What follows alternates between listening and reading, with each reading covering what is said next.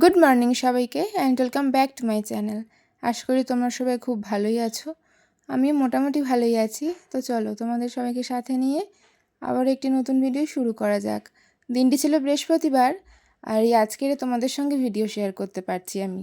একদম সময় সুযোগ হয়ে ওঠেনি যে ভিডিওটা আমি এডিট করব, আবার ঠিকঠাকভাবে তোমাদের সঙ্গে শেয়ার করব। তো চলো দেখতে থাকো। আজ সকালের জলখাবারে খাবো রুটি। তবে আজকে শুধু সকালে খাচ্ছি এমনটা নয়, প্রতিদিন রুটিটাই খেতে হয়। কারণ মায়ের জন্য সকালে জলখাবারে তো বোন রুটিটা সকালে করে, সেই জন্য আর কি সেটাই খেয়ে নিই। এমনি যে আবারও পরে নতুন করে জলখাবার বানাবো সেটা একদম ভালো লাগে না, কারণ ভীষণ পরিমাণে গরম পড়ছে।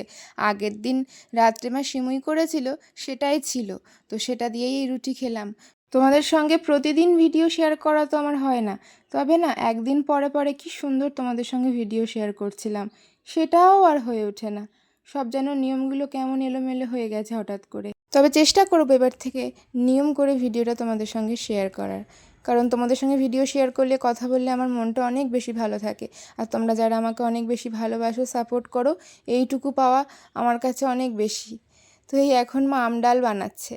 আমি ওদিকে বিছনার চাদরটা চেঞ্জ করে নিয়েছি আজকের। সেই যে পয়লা বৈশাখে পাতার কথা ছিল চাদরটা, কিন্তু যেন হয়ে ওঠেনি কিছুই। ওই যে বললাম নিয়ম মতন হচ্ছে না। দুটো রুমাল ভীষণ পরিমাণে নোংরা হয়েছে, তাই অল্প একটু জলে সার্ফ দিয়ে এখন ওই দুটোকে ভিজিয়ে দেবো, কারণ আজকে রুমাল দুটো লাগবেই। যা পরিমাণে গরম পড়েছে, কোথাও যদি যাওয়ার থাকে রুমাল ছাড়া বেরোনো যাবে না। তো আজকে কোথায় যাব সেটা তোমরা জানতেই পারবে। আজকে একটা স্পেশাল দিন। তো ভিডিওটা শেষ পর্যন্ত যদি তোমরা দেখো, স্কিপ না করে, তোমাদেরও ভালো লাগবে দেখতে। আর তোমাদের জন্য যে কষ্ট করে ভিডিওটা রেডি করি, তাহলে আমারও খুব ভালো লাগবে তোমাদের ভালোবাসা পেলে আমার ভিডিওতে। যেখানে যাওয়ার ছিল সেটা হচ্ছে অনেক দিনের প্ল্যান আমাদের, মানে সেই দিনটা দেখতে দেখতে চলেই এলো, এটা ভাবাই যাচ্ছে না। ওই যে তোমাদের সাথে শেয়ার করেছিলাম মনে আছে, যমজ দুই বোনের মিষ্টি দুটো মেয়ের আইবুড়ো ভাত দিয়েছিলাম। তো আজকের না সেই দিনটি ছিল বৃহস্পতিবার, 18 এপ্রিল। ওদের না আজকে বিয়ে। এবার চটপট তাড়াতাড়ি খেতে হবে, মানে আজকে দেরি করা যাবে না একদম। আজকে মা আমডাল করেছিল, একটা সবজি করেছিল সিম্পল, উচ্ছে ভাজা আর বেগুন ভাজা, একদম নিরামিষ। কারণ রাত্রে তো আমরা খাওয়া দাওয়া করবো না, আর মার মতো মা একটুখানি জাস্ট রেখেছে, রাতে খাবে এরকমই। আর তারপরে তো একদম বসিনি খাওয়া দাওয়া করার পরে, তারপরে সঙ্গে সঙ্গে রেডি হতে শুরু করে দিয়েছিলাম। আর এমনিতেও এই বিয়েবাড়ি মানেই চুল বাঁধা, শাড়ি পরা, তারপরে আমি আর বোন শুধু নই, রয়েছে অহনাও। তিনজনে একসাথে সাজুগুজু করে আর বেরোবো।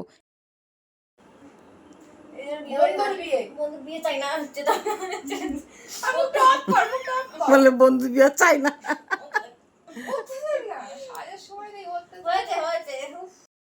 সবাইকে চুল বেঁধে দিয়েছি আমি, তারপরে ফুল লাগানোর দায়িত্ব ছিল বোনের, আমার মাথায়। তো সেটাই করেছি, আর তিনজনের রেডি হয়ে নিয়েছি। কেমন লাগছে আমাদের তিনজনকে অবশ্যই কমেন্টে জানিও। খুব হালকার ওপর থেকে সেজেছি গো। বিয়েবাড়ি মানেই যে পার্লারে গিয়ে বসে থাকবো, পার্লারে গিয়ে সাজবো, এমন কোনো বিষয় নয়।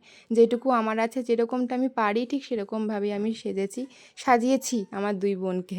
সব থেকে বড় টেনশন ছিল আমাদেরকে যেতে হবে নরেন্দ্রপুর, সোনারপুরের মধ্যে তো নয়।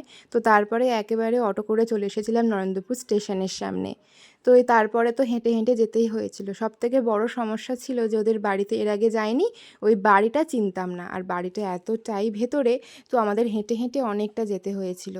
বোন তো শুধু ওদের দুজনকে ফোন করছে আর বলছে যে কোথায় ঠিক করে বল। ওরা তো বিয়েতে ব্যস্ত, শুধু বলছে একটা মেলা পড়বে, তারপরে একটা পুকুর পড়বে, তারপরে গলি থেকে সোজা গিয়ে, তারপরে এইসব করতে করতে আমরা এই বিয়েবাড়ির সামনে চলে এসেছি, দেখতে পাচ্ছ। তোমরা তো জানোই দুই বোন যমজ, আর একই দিনে দুজনের বিয়ে যেহেতু পড়েছে, তো গীতার বিয়েটা কিন্তু বাড়িতে হচ্ছে, কারণ দুই বোনের একই বাড়িতে বিয়ে হবে না। তো এই যে এসে দেখছি একজন তো বিয়ের অনেকটা কাজ সেরে ফেলেছে, গীতা ও বড়, আর এই যে ছোট জন রীতা, ও এখন সাজুগুজু করছে। আর এই গরমকালে বিয়ে মানে সব থেকে কষ্টের ব্যাপার। বিয়ের নিয়মকানুন তো রয়েছে, তার উপরে ক্যামেরাম্যানের নানান রকমের পোজ দিতে দিতেই তো মানুষের আরও মানে দম বন্ধ হয়ে যাবে। এবার তোমরা তো অনেকেই ভাবছো যে এক বোনের বিয়ে তো বাড়িতেই হচ্ছে, তাহলে আরেক বোনের বিয়েটা ঠিক কোথায় হবে, সেটাও তোমরা জানতে পারবে। আমার কাছে ব্যাপারটা একদম নতুন লেগেছিল, বেশ ভালো লেগেছিল এই বিয়ের ব্যাপারটা।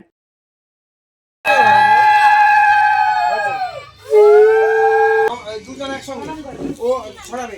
ওম স্বস্তিনেন্দ্র বিশ্বসভা বিষ্ণুপুষ্যা বিশ্বদেব মিষ্টমী। উঠে পড়ো। ও খুলবে না, অনেক প্যাকিং করা। না না না, একটাই কাগজ দেওয়া। প্র্যাঙ্ক করছি তোমার সাথে। দাঁত দিয়ে ছিঁড়ে নি। এটা আমার বন্ধুরা মিলে দিয়েছে। খুব সুন্দর, খুব সুন্দর। পরে নে। খুব ইচ্ছে ছিল ওকে দিয়ে গিফটটা খোলাবো আর নিজে হাতে পরিয়ে দেব। কখন কিভাবে দেখতে পাবো সেটা তো জানি না, ওকে পরে কেমন লাগছে নিজের চোখে দেখব, এটাই ইচ্ছে ছিল। তো সেই ইচ্ছা পূরণ হয়েছে। আমি পরিয়ে দিয়েছিলাম গীতাকে, আর রিতাকে এই যে বোন পরিয়ে দিচ্ছে। ও দেখো সাজুগুজু করে রেডি, ওর বিয়েটা দেরি আছে এখন। দুই বোন এমনিতেই জমজ, তার ওপরে দুজনকে এত মিষ্টি লাগছে চোখ ফেরানোই যাচ্ছে না। একদম নতুন রূপে নতুন সাজে ওদেরকে দেখে মানে এত যে ভালো লাগছিল, মানে বলার ভাষা নেই, এটা বলে প্রকাশ করা যাবে না মুখে। তোমরা জানতে চেয়েছিলে না মঙ্গলসূত্র দুটোর দাম কেমন কি নিয়েছে, তোমাদের সাথে আমি এটা অবশ্যই শেয়ার করব নেক্সট কোনো একটি ভিডিওতে। তোমাদেরকে বললাম না যে গীতার বিয়ে তো বাড়িতে হলো, তবে গীতার বিয়ে কোথায় হবে? যখন আমরা ওদের বাড়িতে যাচ্ছিলাম তখন কিন্তু এই বিয়েবাড়ির সামনে থেকেই গেছি, তো এখানেই সবাই চলে এসেছে। এইবার এখানেই হবে কিন্তু রিতার বিয়েটা।